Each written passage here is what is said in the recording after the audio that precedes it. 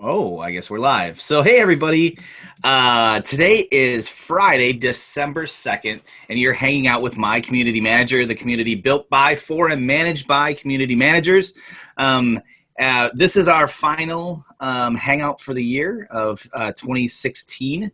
And so we brought together some people that we love, have great experience in the industry, and who we missed hanging out with this year, as Charlotte and Ben. We'll be starting in just a moment. You can hang out with us over on Twitter at the hashtag CMGR Hangout, where I see a bunch of you are right now. Hey guys, how are you? Tweet away.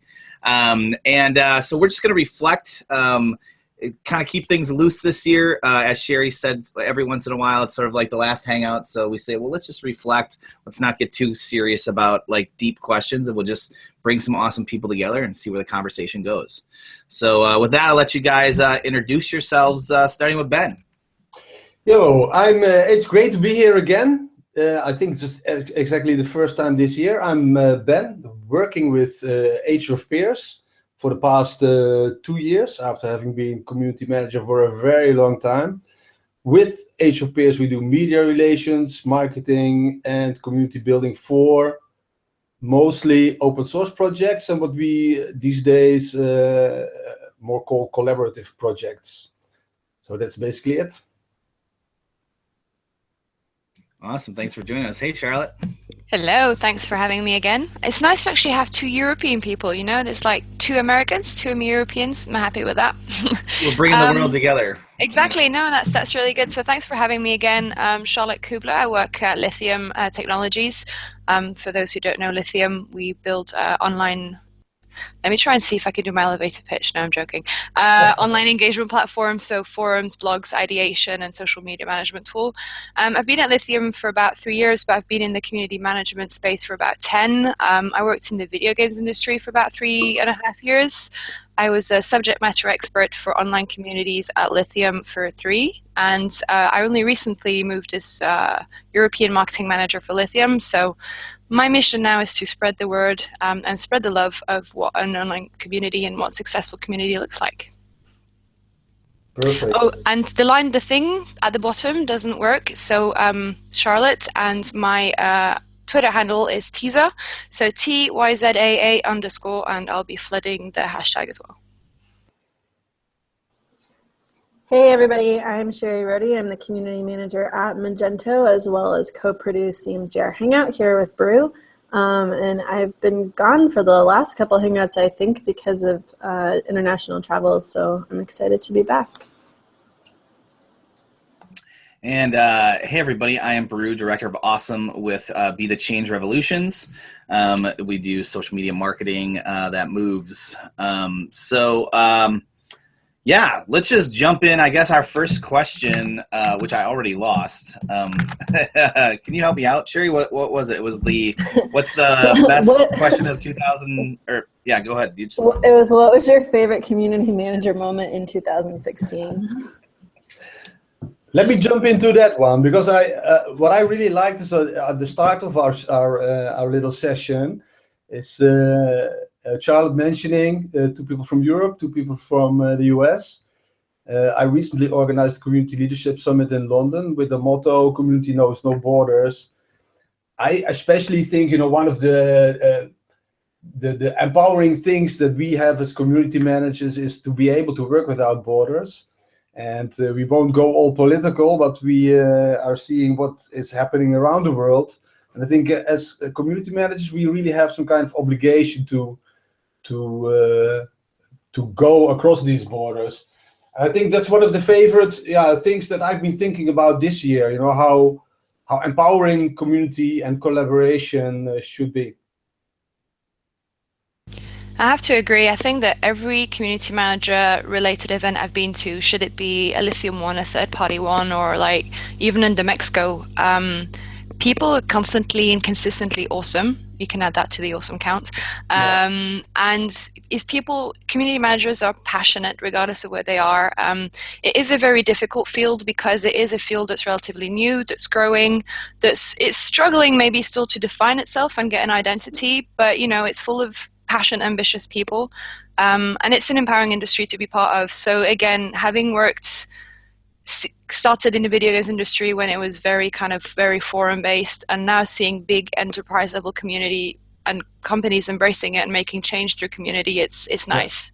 It's very empowering, very inspiring. I think for me, my favorite moment in 2016 was CMAD, and I think, Ben, very similar to kind of what you were saying about like having no boundaries. I mean, just an amazing day that you get to hang out with people from all over the place and hear people's different opinions, and even the way kind of like rules of engagement are different all over the place, and like all different regions are might do things a little bit different or similar, and it's just great to like soak all of that in and kind of learn from everybody. What about you, Sherry? CMAD was awesome for me, though. So last year we implemented a program that I got to build from the ground up, our super user program, which I've talked about probably too much. But the really fun part for me in 2016 was getting feedback from people who are in the program and hearing stories from them about how the program had actually made an impact on them and their business in a positive way. So being able to hear those stories throughout the year was really great for me. Yeah. Maybe there's another thing that I can share, which also is a bit in line with what Charlotte was saying. So I originally come from open source communities, like you, Sherry. And what we saw in the Type 3 community, I work for a lot, a content management system that has been run like for 18, 19 years, only on a voluntary basis with an association. We actually started a company this year. And I think that's very much in line with what Charlotte's saying. The industry recognizes the power of community.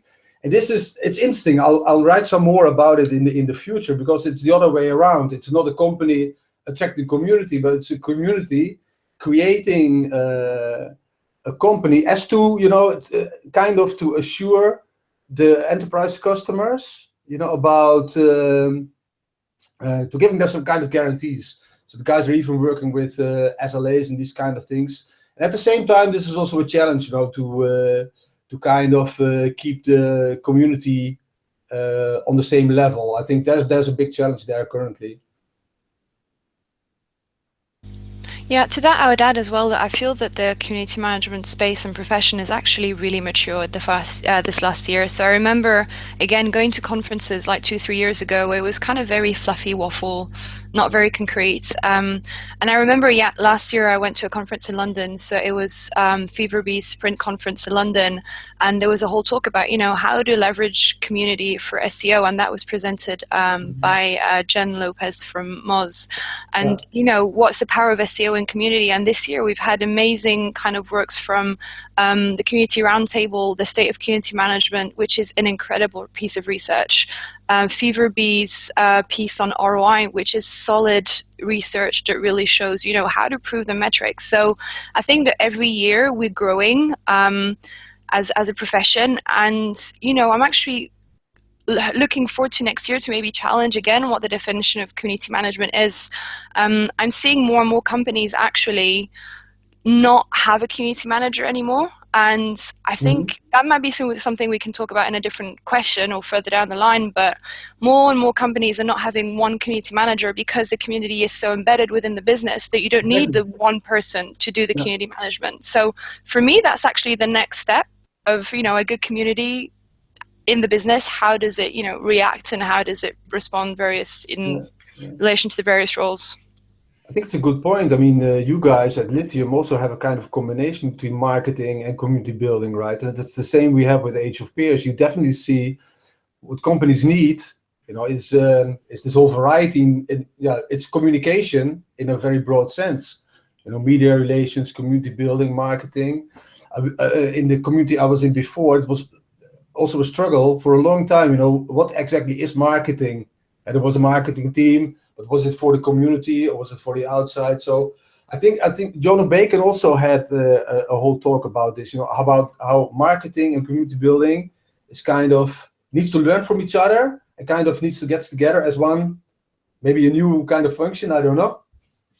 Yeah, no, I think that's an interesting topic altogether, because from my side of things as an on the agency side, I mean, that's what we help our brands do, right? Is like do marketing, do social media marketing, but under like really having a discipline of community, right? And take what we learn from community building and raw community management. How do you apply that with a marketing flair, right? And what ends up happening is that you find out that you're kind of taking the best from both worlds, so.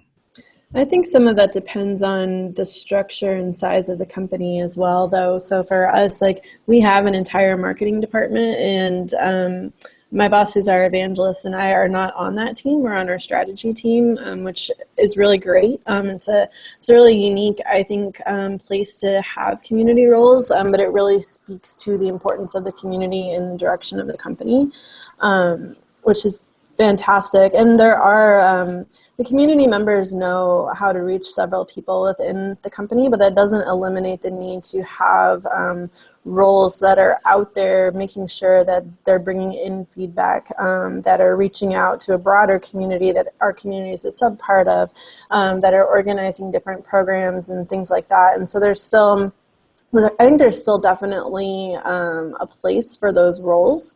They're just evolving a little bit more. And it depends too, like for some companies, community is partnerships. For us, like, we have partnerships, but then we also have our developer community. And so there's multiple different areas, I think, where community can manifest itself. And that's what I really see changing in the industry, is that people are starting to understand these different areas. They're starting to understand, there's a role for community programs, there's a role for evangelism, there's a role for developer relations. And you're starting to see more of a fracture in titles that essentially would have all fallen under the same title before. So go ahead. No, I was going to say, and realistically, you can't expect one person to do everything. And that's, I think, one thing that a lot of us who have been community managers on the ground and who still are, is we're expected to be creative. We're expected to be good at numbers. We're supposed to be good at metrics, supposed to be good at so many things. And I think we're kind of, again, with the fact that we're professionalizing as a profession, community managers are less expected to be jack of all trades. I mean, there's only so much people can do. We are superheroes, but only so much, right? Yeah. No, I was just going to make a very similar point, is that, like, it's finally, I think at the end of the day, it means, people are recognizing that the discipline is something that's worth investing in, right? And that's why you can have roles instead of just one really overworked person. So yeah. Yeah, and really figuring out how to integrate those roles into the company as well. So I've also found that fewer people either don't know what community is or what a community manager role is, or more people understand it when I explain it to them. So I find that really interesting as well as a change this year. One thing that I've mentioned this at some of the other hangouts that I've been part of, is that, and again, Ben, correct me if you have a very different assessment, but I do feel that there is a very different level in kind of maturity when it comes to community management in the US and also in Europe. Realistically, there aren't a lot of head of community roles, or there aren't head of customers, community or social engagement or customer experience roles. There are community roles, which is great. There's more and more jobs out there for community professionals and community builders, but we're still struggling, at least in the UK, to have these higher strategic roles that are like program managers for community. So I've seen it change slowly, but we're not there yet. Whereas I can see in the US, there's loads of companies like startups. They start off with this VP of community, et cetera, et cetera. So I think maybe we can have this chat next year and see if things have changed here in Europe. I see that they've changed quite a bit in the US, but still looking forward to it to be adapted over here.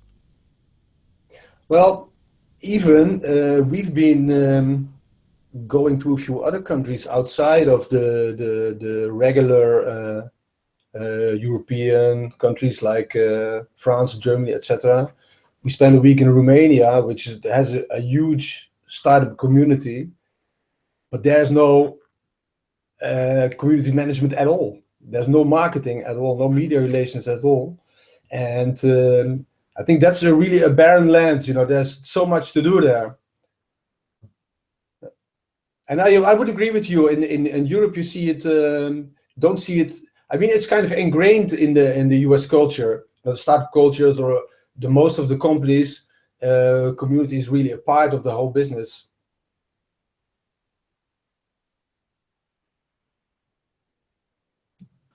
I just realized I was muted. I was just going to say, I saw guys had a question on Twitter that really brings us into Q2 as well. So his question was specifically about, sorry, now I'm going to have to look, about a disillusion that you experienced this year and how you handled the situation. And question 2 is, what was your biggest community manager struggle in 2016? So maybe if you could speak to, I think they're pretty much the same thing, but a struggle that you've seen either personally or in the community industry, and how that affected you or how you addressed it. So there's 2 events that I would like to talk about, maybe not necessarily right away, but the first one is so BioWare. BioWare is a very big community video games editor, so they do video games such as Mass Effect and Dragon Age, which are really big monsters, and they closed down their community this year. So they closed down the forums, and because, again, communities, online forums were very much born in the video games industry, and a lot of these games, I mean, I grew up spending all my time on them, and it's something that really shocked me as a community professional. To this day, I don't understand why they closed down the forums. I think as a marketeer and as a business person, I mean, obviously with all the traffic that was on there, the moderation that required, it's like, you know, yeah, it required a significant investment, and it made me really sad that a company such as BioWare closed down the forums. I just kind of can't fancy going in there as like, I can help you guys. And didn't understand that. And I find it's a scary message that it sends out to the industry as well. It's like, well, what if these companies start closing down their forums, they're in online communities? What kind of message is it, you know, giving out there? So one of my main assessment is, again, proving the ROI, proving the value. Is something that costs a lot of money to run. And I'm not sure they were able to give that value points. I don't know anybody who works at BioWare, so I wasn't able to get it official, but this is my assessment of the situation. Yeah, I think you're spot on there, and there has been more focus, I feel like, on looking into the value of communities and being able to demonstrate the value of community. I know for us, we report on that every month, and share little things throughout the month as they come up as well. But I think definitely as an industry, we're focusing a little bit more on that and a little bit less on people saying, well, I shouldn't have to show value. Because honestly, like any role you're in, really, you're showing value in what you do, whether you realize it or not, or you find yourself looking for a new role. Yeah.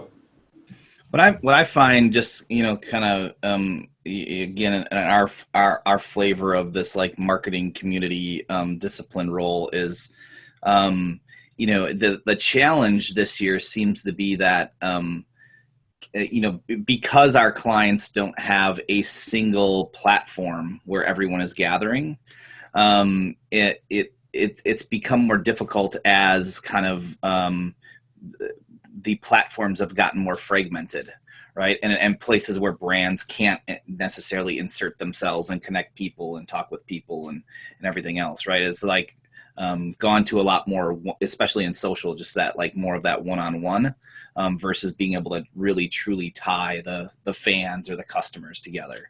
And that's been definitely, you know, we've seen it in both numbers as well as, you know, just kind of day to day, you know, I mean, Twitter used to be a platform where you really could bring a bunch of people together, and this year, you know, it's become just more and more challenging to, you know, to find when people are even online. So, And maybe it's also related with long-term versus short-term thinking, because one of the struggles that I had with quite a few companies that we engage with is that for them marketing is a no-brainer because writing press releases or writing interesting articles, which also include what's going on in the community or what's going on with customers. That's a quick win. I mean, because you can write an article in a few weeks and have it in a number of magazines or wherever.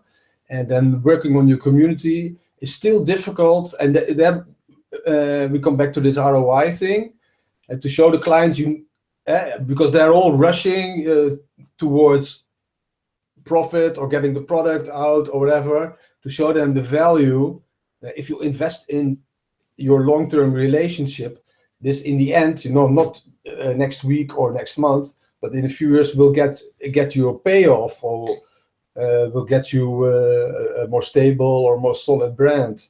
That's what I wrote down for the struggle that we had this year. I mean, I've seen a few very good opportunities where we do want to engage the company itself or make that part of a community, and it's very hard to show, especially when the companies are so busy, with producing stuff, to make time for that. When we're in sales cycles to sell our products to customers, again, when we have to try and create the need of you should maybe consider an online community, and then we say, so you need to spend lots of money hiring people, hiring moderators, buying the best platform, etc., la-di-da. And it's like, but by the way, you're not going to get any tangible return on investment within a year and a half to 2 years. That is a hard conversation to have. I mean, luckily, more and more companies get why community is important and the value it has. But when you go in, cold and try to explain, saying you need to do this, but it's going to take you 2 years to get return on investment on it, is a hard conversation to have. So. That's why it's important to measure from the start, right? Sure. But I always believe in small steps. The long term, I'm not saying, there's a result only in 2 years. I would never say that. I would always say, there are always small steps, where we can reach some result, but it's not the big result that you kind of, you would like to see right away. Like I'm saying, just writing a massive big article, and that's very popular, that's a no-brainer. I remember. It sounds like, Charlotte, it sounds like you need to have Brew come in and tell them about how hard it is to build community in fragmented locations. Definitely. I will, I'll send you an email. Quick anecdote here. I was working with a customer last year, and what happened is basically the big boss of digital marketing said, we're going to launch a community in the UK. The social media manager is going to implement the community. So she basically had to add that on top of her workload to implement that. She wasn't given any extra resources. She wasn't given any extra guidelines, and the community didn't work. It didn't work. And I explained to her, community is invaluable. If you do it properly, it can really, really help your business. And she said, yeah, but Charlotte, listen, if I do community, I'm not doing my social media work. I'm measured on the social media kind of KPIs. At least with social media, with what I'm putting on the content, I get immediate results, and that means I don't get fired. Whereas if I don't do that and spend my time on community, I'm not going to get my results. I'm going to get fired. And a lot of businesses still think on very short term, and it's hard to have those conversations. Yeah.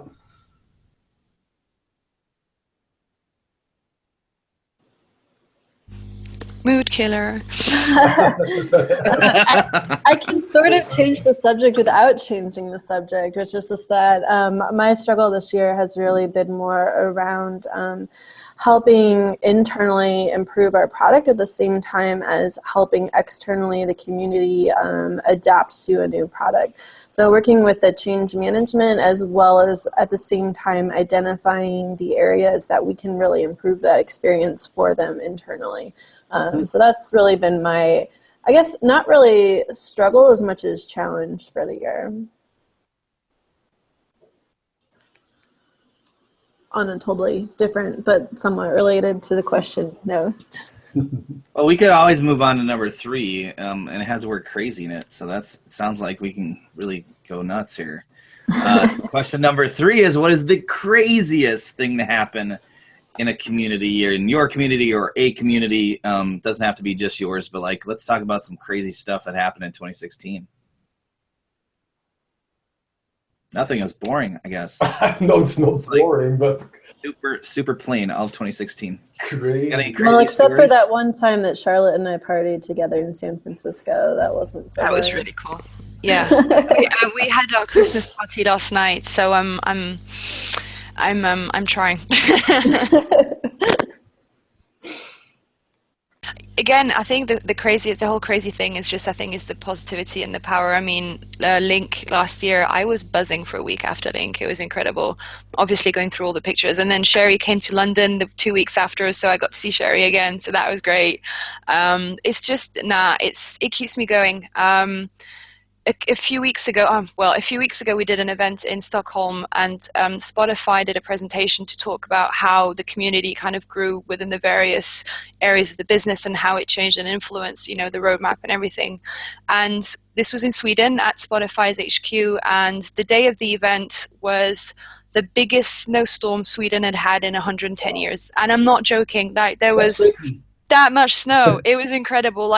And people were traveling. So about 50% of people who came to that event, there's about 50 of us, traveled in from abroad. And I had some people that landed at 4 o'clock in the morning, but still came to the event, walk through the snow and all that, and then spend this whole afternoon just talking about community. And it really warms my heart that people go into so much trouble just to share and network and meet people. And again, I was buzzing a week after that event, although I was still cold a week after that event. But those are things like that I think is fantastic. And again, we're doing the best job in the world, really. Hardest, most frustrating, but the best job in the world. Yeah. Thanks for that one. That sounds really good. So crazy, when I was thinking about crazy, it's very difficult to come up with really a crazy thing. But I think just like what I was saying earlier on, the visit our journey to Romania was really good. And I heard from so many people, the kind of misconception they had about a country like that. And it used to be really for outsourcing. But I was really blown away. And in that sense, you could call it crazy. Because I saw so many talented people and so diverse. So there's so many different kinds of people and so many startups. It's like Charlotte saying, I was also buzzing, for all the stuff that we could do there. And I think, as HFPS, as a marketing kind of company for open source projects, we work with a lot of bigger projects, which is, it's all good, to do. And there's some really interesting projects out there. In cutting edge technologies, but we've definitely seen, the smaller startups that you have over there is really rewarding to work with. So we are still buzzing and thinking about what we can do over there, and then on a smaller scale, and getting these people, into the. I mean, there have been a couple of articles saying Cluj, which is the one of the tech capitals of Romania, is not the new Silicon Valley, but it for me it damn sure looks like that. So I'm buzzing all over for that. For me, that was crazy. So I have to stretch for my crazy story a little bit, so it has to do with the Justin Bieber fandom, which I could consider, we can absolutely consider a community, right? I mean, they love Justin Bieber. That's what puts them all together, and they all talk on Twitter. So what was a crazy thing we saw, and we see out of fandoms all the time, is how they, just kind of like get together, trend some topic, and then just do funny stuff.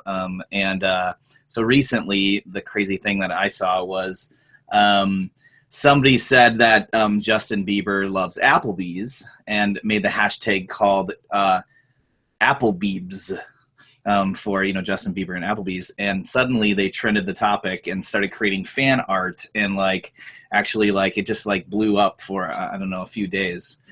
So I thought that was pretty crazy, you know, just kind of seeing a bunch of people that really don't know each other, but they are all bound together in a community under one, you know, under one reason, and kind of mimicking and memeing each other. And so anyways. Applebee's. Applebee's. There, yeah, check out the hashtag. It's awesome. The funny thing is, it's not even like that weird in your world. Like that's just a typical day in the world of brew. Well, yeah, but the top of mind crazy for me. So. I don't know that I have like a craziest moment. Like mine is a little bit more like what Charlotte said, where like randomly I'll find out like today one of our community members is here from the Netherlands, so I'm showing him the office in like an hour, like just randomly out of nowhere. Didn't know he was coming. I'll be in the UK for a conference and suddenly I find myself accidentally on a boat partying with PayPal, or in Australia accidentally on a boat partying with PayPal again. I think they really like boats and parties. So like, but just random little things that pop up, because this is like, I always say that with Magento first like expands your world and then it just shrinks it down really small. Like I went to a meetup in Vienna and had no idea how close that is to Bratislava, where several other community members are, but it's apparently right there. And so a bunch of them said they were coming to the meetup, and I was so excited because I didn't even know I was going to get to see them as well. And it was just another one of those small world moments. It's no longer uncommon for me to accidentally end up at the gate as someone else I know who lives on the other side of the world. Like it just happens. Remember, Sherry, how we crazily enough met in Madrid?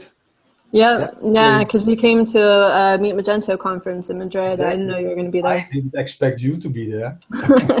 I should have.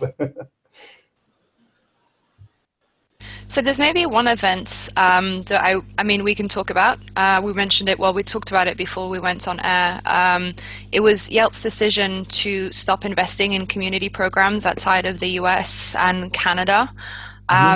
So, I mean, I'm a Yelp elite in London, and, you know, as a Yelper, I was really, really upset about it. I was like, why do you do that? It's so unfair. And obviously, Alex is very well known in the community manager community as well.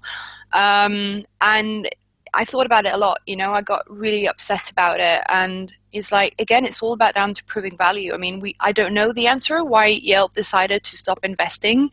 But as a marketeer, you know, as a person who works in business, is like, well, they obviously did that because they weren't getting any return on investment. And then I'm wondering, is like, what could have those guys done differently, you know, to continue these programs? Like, why is it Yelp's, why are they stopping doing that? So I wanted to kind of get your opinion on it. You know, I mean, what kind of message is that telling the community management world out there about one of the biggest communities in the world closing down, I'd say 80% of their operations? Yeah, and something similar happened with Moz as well, and the fact that they were all built on community, and then they just cut community roles, but said they still care about the community at the same time, which was bizarre to me. But no, that's it's interesting. I think those are two different things, in the fact that Moz totally cut their community department and Yelp scaled back. Like I wonder if Yelp didn't see as much traction in those other countries as they see in the US and Canada. I don't know. I actually have never really been a big Yelp user myself. But and do you think that that's kind of giving the wrong message out? I mean, again, what I'm worried about is like if brands see is like, well, if brands like Moz and Yelp are cutting back on community investment, does that mean that it's just not worthwhile anymore? Or kind of... I think that it goes back to showing the value, right? Does every company need community? Probably not. Like, you need to be able to identify like what's your goal in building this community? Like, why are you doing this? What do you want to accomplish? And if it's not the right fit for what you're doing, if it's not going to help you move forward, then don't worry about it. But I think in those cases, like for example, our open source developer focused community would not look at what Moz did and say, oh, well, we don't need community either. Like all the way up, our CEO even understands and really values our community and knows that that is our, like there's Forrester reports that show that our key differentiator from our competition is our community. Like it's actually out there in analyst reviews, so the analysts are noticing this as well, not just us internally. So I think it's going to depend on the company, but I don't know. It is. I think it will shy away more people who maybe would have taken a chance on community that don't know as well how to prove the value. But I think if you've identified the value of the community, then it doesn't necessarily matter to you what other companies are doing about eliminating those roles. I think it also has to do with what we talked about earlier, kind of merging or bringing the marketing and the community manager role more closely together. I guess that's also part of it. I mean, but I also do agree with Sherry that even though there's a lot of talk about community, not every initiative or project definitely needs it. So the community I was in, I was a community manager for 5 years, and they also decided, because they took a whole different route, building a company, to quit with community management for some time. There's definitely, I definitely see the need for community management returning currently, but they very much focus on the product itself for a while. So it depends a bit on the focus, I would say. Is that something like an answer? That's the magic answer. Bruce got it. There isn't one. I think there isn't one, but I think it's good to kind of still think about it. I mean, these are representative of trends. I mean, I think there's a lot of good things that have happened, but I think it's things to be aware of as well. I'd be interested in getting Bruce's perspective on that as well. Yeah, you totally just called me out. I was maybe you saw my eyes jiggling or whatever, but I got distracted by a work thing for a second. What was the question? And we were talking about how Yelp stopped investing in community outside of the US and Canada, and how Moz stopped investing in community as well, and what that means for the industry and how other companies are going to look at that. Yeah, I mean, yeah, I think it's interesting. I mean, I think as I was hearing everybody talk, kind of the connections I make is maybe it's they no longer see the value. If you're shutting it off, it's because for some reason the business says, hey, we have to cut costs, right? I mean, hey, this thing costs us money, and our business isn't doing well right now. Where can we save? I mean, right now, I think we're seeing that across numerous industries, especially those that are in, and really not only from digital presence type stuff, but I mean, you're seeing it across, restaurant, retail, the economies all over just aren't doing great right now. And so if people are cutting back, this is that time where, it literally has to be black and white on somebody's Excel sheet. And so if anything, number one is, I think as an industry, we have to think about how do we help take these things that we're good at and make and integrate them across our companies. So like kind of you were talking before about like best practices and sort of distributing these roles instead of making it just one person's job or a software's job or a unit's job, right? That's probably the one important thing. That the other is how do we continue to educate each other and fight like hell to show value, show the value that we believe in, right? So that next time, next time the economy takes a little bit of a dip, we're not on the chopping block for what needs to get cut. So I don't know, maybe that's a little black and white, but no, I mean that's one thing. One of the first things I said to a lot of the community managers that I worked with is you need to get into the habit of proving your boss that you're bringing value, because that's the best way that you're going to be able to earn a promotion and that you're not going to get fired if there are any costs. So it is, maybe not all community manager, again, it depends where you are in the organization, but the person who owns the community or has some sort of ownership, regardless of what job you're in, should be community or anything, you should always have in the back of your mind is like, how is what I'm doing contributing to the business? And if you're not able to articulate that, then when these situations come and these discussions come, then you don't have the ammo necessary to defend your job or defend your position. So I'd say if there's one tip, I mean, I say this at every community manager hangout that I come on, is measure the hell out of what you're doing. And I think it's applicable here as well. Absolutely. And brag, right? I mean, oh, brag, like, yeah. I think that's like you know, something that like not a lot of people are good at, but you almost have to be really good at bragging. Yeah, and like every day, you know, like there's no reason why every day you're not taking one good story into your boss or into a peer, you know, because if you get sucked into your own little island, you know, and if you turn in a report, know that after a while the same report starts getting ignored, right? Like, I mean, that's business. You know, and so you got to mix things up. You got to add some graphics. You gotta make things fun, right? And do that storytelling. So I think that's a really good point. I think for a long time I have also been, you know, in the kind of trap that you connect teams, or you connect groups together, and you know, really let them roll along and look at the result happily without anybody knowing that you are the one that did it. So the brag ones, I think most of us, or a lot of, yeah, I think I could definitely say that most of us are more modest than bragging about stuff we do. Yeah. Well, and it's okay to be modest, but it's like, I think like that bragging almost has to become like a discipline, right? And you look at it just like every other part of your job is like, hey, today I'm going to show the impact that I made, right? It's evangelizing. It's evangelizing internally what it is you do, which it's important for not even just your boss to know that, but when you can find the right people to share those wins with, they end up sharing them broader as well, at least in a healthy company culture.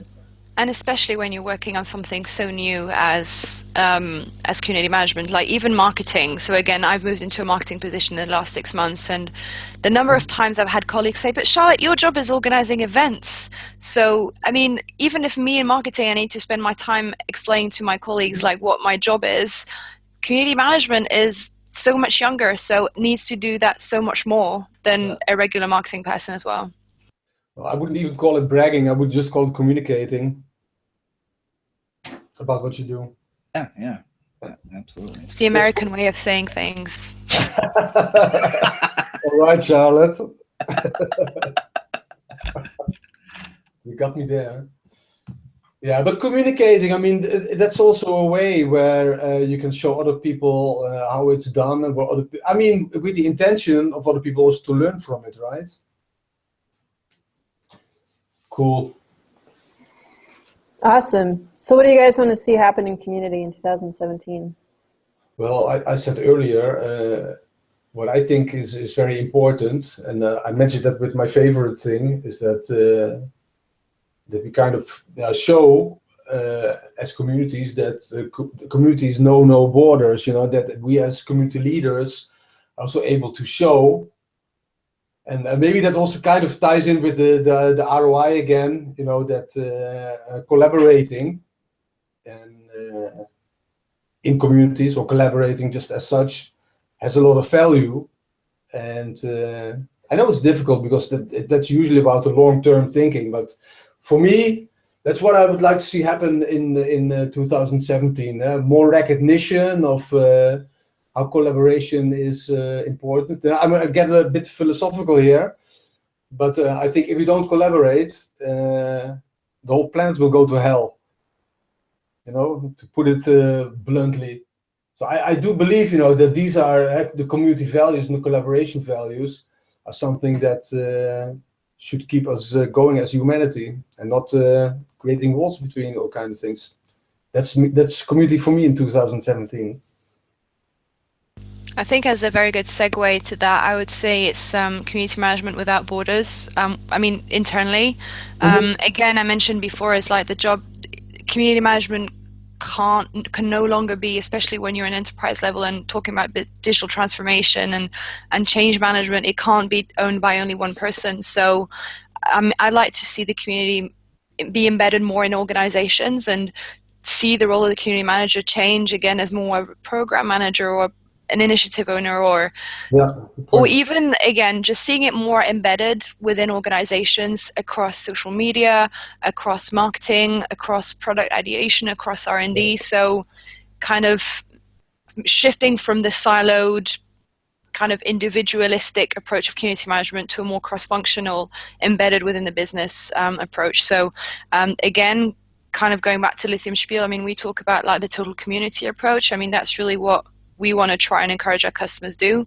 Don't hit me, don't kick me. But that's really, I think, how I see things moving forward as well. I think that's a really good point. I used to say with some of the presentations I did internally in my community, that was my goal, to how do you call this in English, to get myself out of the picture, to make everybody a community manager. And then actually in the end it worked, because I kind of left the community as community manager. But I think that's a very good point, get that whole kind of spirit, that way of working into your community or your company, your projects. I love that. Everybody in the business should be some sort of community manager. I think that's a very, very nice idea. A very kind of good visualization of what I'm trying to say. I like that. Yeah, perfect. Well, and I feel like once you have the spirit of community more embedded throughout your organization and all these different roles, the pressure of trying to explain that role to someone who doesn't understand it is removed as well, because you have specific goals, specific jobs, right? Like if your job is to manage community programs, then you're looking at like, how are meetups doing this month? How are our super users doing? Like things like that. And it's a little bit more concrete and a little bit less of this elusive engagement metric and things like that, that people don't necessarily know how to explain. So I came up with like maybe something that like a statement, I guess, for what I would love to see is for us to like for community management, like a transformation to happen where we go from the business of community management to the community management of business, right? And so where you sort of look at it, and it's really taking from a lot of what you guys have been talking about is, you're taking these rules, these best practices, these disciplines, this philosophy of what it is for a community to exist, and applying that, to business in general, both from internal standpoints to, that connection between the business and its customers, and kind of making it more of something that just kind of hugs and encompasses the entire business, instead, so anyways. Perfect. That might have been out there a little bit, but I think we need an orchestra sometimes. When we say things that are really epic like this, just have some orchestration behind it to give a bit of oomph. All right. Yeah. I loved it. It was really great, bro. Well, our last question is, how do you better empower the community in 2017? So how do we give people more power?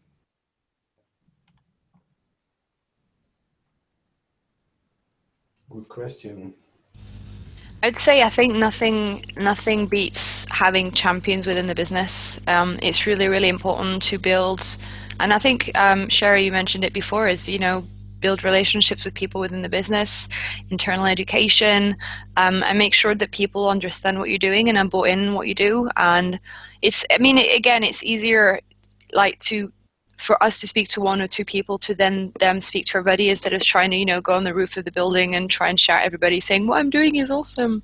So yeah, I would say, again, build your relationships internally, build your champions internally, and be an advocate and a fan of what you do, and make sure that you take people along with you. And I think that's one of the best things that you can do.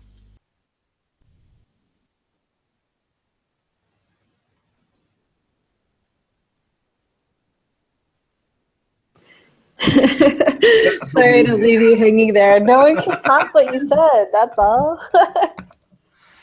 It's like the virtual mic drop. Boom. I was still thinking about an answer, even though I put together the questions. I've kind of what I put down as to better empower your community is to keep also. We are very able.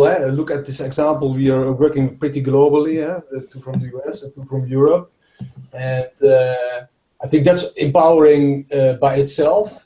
But I also wrote down to keep the local perspective, in the eye, or I think. So we are online. What I also feel is very important and empowering is to have these face-to-face meetings. Also, try to grow your community on a local basis.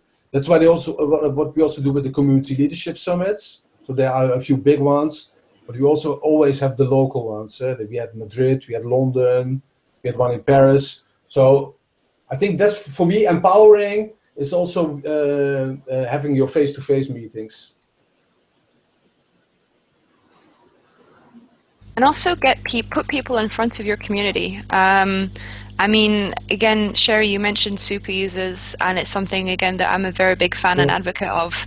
I love to put even our Lithium community users in front of our product owners and in front of our marketing department. Our CMO knows every single of our ambassadors personally. And a lot of the companies that I've worked with, again, those super users, those community members, those ambassadors have a relationship with the business, but not only at the community management level, but also at the senior level. And I think that's a very good way of making people part of the family, really. And it's a very good way of, an important way of empowering the community. Yeah, good point.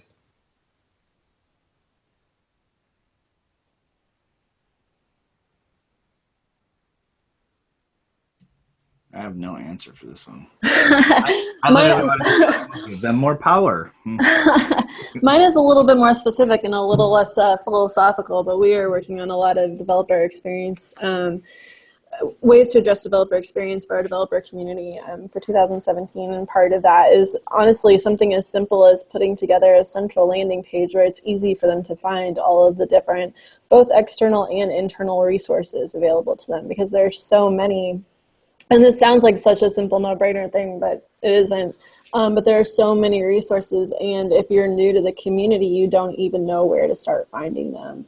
In fact, I noticed during some of my talks over the last year that even some of our veteran community members didn't know about some of the things that are available, some of the ways to get involved, some of the ways to find answers. So. In that sense, what I'm trying to do with these kind of, I'm working for a couple of projects like this, and really think, what I always tell people when we are building websites, it needs to be human readable. And there are so many projects, and we are of course in the technical realm, where sometimes I think 60-70% of the websites I go to have no idea what they're about. So think from the human perspective. And that's what I also do, like Charlotte's talking about empowering people or the super users. Just write stories, about what they're doing in the community, how they're behaving from a human perspective. People really love to read stories. Sherry's one of our super users. Aha. She's just super in general. She is, and she's a user. And okay, shut up, Charlotte. That's okay. Bruce, the director of awesome. So I did say it was my Christmas party, and I think I'm not doing too bad considering it was a Christmas party last night. I think no one would even know if you hadn't told us.